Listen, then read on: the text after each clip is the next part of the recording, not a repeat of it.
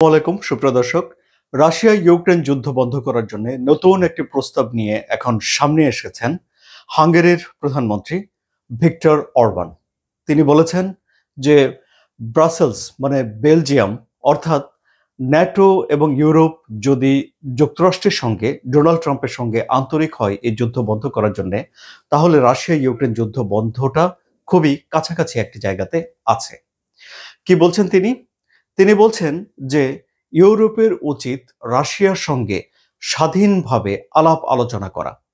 এমন হতে পারে যে আমেরিকানরা প্রথমে রাশিয়ানদের সঙ্গে আলাপ আলোচনায় বসলো, তারা একটা বৈঠক করলো, তারপর ইউরোপের লোকজন রাশিয়ার লোকজনের সঙ্গে একটা আলাপ আলোচনা করলো। তারপর ভেবে দেখা যাবে যে আমেরিকা এবং ইউরোপকে কতটা কাছাকাছি আনা যায় এবং এইভাবে এই যুদ্ধটা বন্ধ করে ফেলা দরকার বলে তিনি মনে করেন। ভিক্টর অরবান রাশিয়ান পন্থী হিসেবে ন্যাটোভুক্ত দেশগুলোর মধ্যে, ইউরোপীয় ইউনিয়নভুক্ত দেশগুলোর মধ্যে পরিচিত এবং রাশিয়ার কাছ থেকে সস্তা তেল নিয়ে তিনি তার দেশের অর্থনীতিকে স্ট্যাবল রেখেছেন এবং তার এই যে পাওয়ার, ক্ষমতায় টিকে থাকা এই সস্তায় তেলের উপরে নির্ভর করছে বলে বিশ্লেষকরা বলে থাকেন।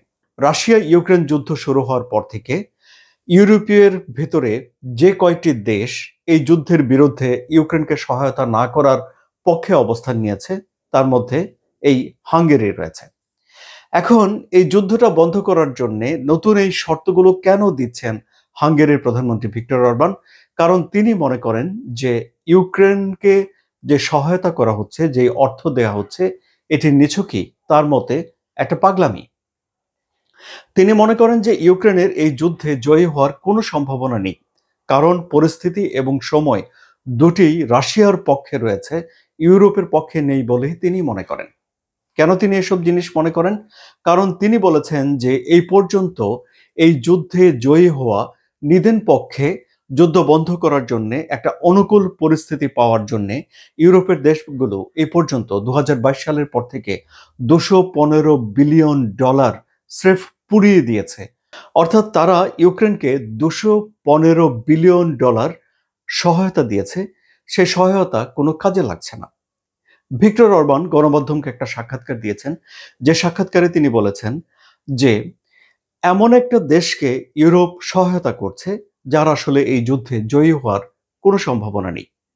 একই ধরনের কথা তিনি ডোনাল্ড ট্রাম্পের সঙ্গে যখন দেখা করতে গিয়েছিলেন, সেখানেও তিনি বলেছিলেন যে যদি অলৌকিক কিছু ঘটে তাহলেই কেবল ইউক্রেন এই যুদ্ধে জয়লাভ করতে পারে। সুতরাং ভিক্টর অরবান বিশ্বাস করেন যে এই যুদ্ধে ইউক্রেনের জয়লাভ করার কোনো সম্ভাবনা নেই। তিনি মনে করেন যে ইউরোপীয় ইউনিয়ন যে $215 বিলিয়ন সহায়তা দিয়েছে, এগুলো সব জলে গেছে, এগুলো কোনো কাজে লাগেনি এবং তিনি মনে করেন যে সময় এবং পরিস্থিতি কোনোটাই ইউরোপের পক্ষে নেই। কাজেই তিনি এখন চান ইউরোপ যেন এই যুদ্ধটা বন্ধ করে দেয়, জেলেনস্কিকে যেন সহায়তা না করে এবং এই যে জেলেনস্কির দেশে যে একটা দুর্নীতির অভিযোগ উঠেছে, তার প্রশাসনের বিরুদ্ধে $10 কোটি ঘুষ, দুর্নীতি ইত্যাদি ইত্যাদি, এসব বিষয়টিও মিস্টার অরবান সামনে নিয়ে এসেছেন। তিনি বলেছেন যে ইউক্রেনের ভেতরে চড়া মাত্রার দুর্নীতি রয়েছে, সুতরাং ইউরোপের আর উচিত নয় তার দেশকে সহযোগিতা করার। ফলে এখন ভিক্টর অরবান মনে করছেন যে ইউরোপের উচিত নয় জেলেনস্কিকে বা ইউক্রেনকে সহায়তা করা। তিনি মনে করছেন যে এই যুদ্ধটা বন্ধ করা উচিত। কিন্তু আলাপ আলোচনায় বসলেই কি রাশিয়া এই যুদ্ধটা বন্ধ করে দেবে? মার্কিন প্রেসিডেন্ট ডোনাল্ড ট্রাম্প তো মিস্টার পুতিনের সঙ্গে আলাস্কাতে একটা একান্ত বৈঠক করেছেন, কিন্তু তারপরেও তো একটা নিদেন পক্ষে যুদ্ধবিরতি পর্যন্ত তিনি এনশিওর করতে পারেননি। কেন? কারণ রাশিয়া একটি জায়গাতে অনড় হয়ে আছে যে এই যুদ্ধ যে কারণে লেগেছে সে মূল কারণগুলোকে দূর করতে হবে। এই মূল কারণগুলোর ভেতরে কি রয়েছে? রয়েছে রাশিয়ার জাতীয় নিরাপত্তা, অর্থাৎ ইউক্রেন কোনো জোটে যেতে পারবে না, ন্যাটোর সদস্য হতে পারবে না, ইউক্রেন সামরিকভাবে শক্তিশালী হতে পারবে না, রাশিয়ার উপর থেকে নিষেধাজ্ঞাগুলোকে তুলে নিতে হবে, যতটুকু জায়গা রাশিয়া দখল করে নিয়েছে সব জায়গা রাশিয়ার থাকবে, এই জায়গা ফেরত চাওয়া যাবে না। এমনকি মিস্টার পুতিন তো মনে করেন ডনবাস পুরো অঞ্চলটি তাকে ছেড়ে দেওয়া উচিত। সুতরাং এসব বিষয়গুলোতে যতক্ষণ পর্যন্ত কোনো সমাধান না হবে, রাশিয়া আসলে এই যুদ্ধ বন্ধ করতে বা যুদ্ধবিরতিতে যাওয়ার জন্য প্রস্তুত নয়। কারণ রাশিয়া মনে করে যে সামরিকভাবেও এর একটা সমাধান হতে পারে।